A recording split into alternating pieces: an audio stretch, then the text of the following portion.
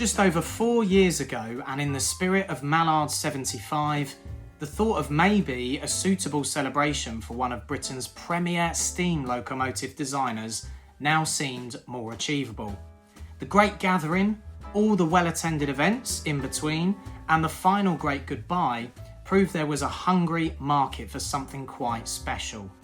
The funding and eventual construction of a peppercorn A1 class Tornado, and now a brand new Gresley P2 Prince of Wales, funded and constructed in the same way, proved that a large express passenger locomotive could be built from scratch.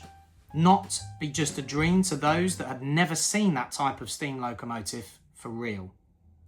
Ideas spun around. What could reflect the absolute brilliance of engineer Sir Nigel Gresley? What lost steam locomotive could reflect and answer so many questions in one design? That ultimately led to the design and eventual construction of the original A1, A3 and finally the A4 class of steam locomotive.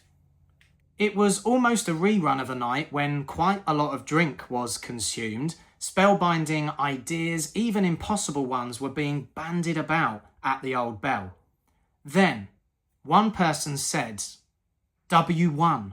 What about a W1? The room descended into silence. The man stood up and then repeated, W1. You know, the hush-hush. Crackles of joking. Are you out of your mind? Okay, a new peppercorn A1 and now a P2, but there was something right about the scale. For starters, who would even contemplate a brand new steam locomotive with a 450 psi marine boiler? Are you serious? How much have you had to drink? How can something like this get funded? The P2 is taking most of the money raised. It's an achievable project, said a young woman. The men parted and turned in the direction of the voice. With gasps of, how? Sorry, who are you? The reply came. Eliza Norton Fortescue, merchant banker. She had the floor and everyone's attention. If this project was funded like the A1 and the P2, everyone would know, right? I understand that for Sir Nigel Gresley's 150th, you would like to construct this locomotive in absolute secrecy. Am I right? Yes, came back the reply from everyone.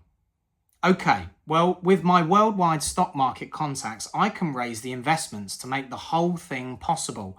Now, if you want to hide something, you have to hide it in plain sight. Agreed? Yes, yes, replied everyone. The entire gathering was stunned. Wow, Eliza was incredible. The first step of the hush-hush to reality had been firmly made.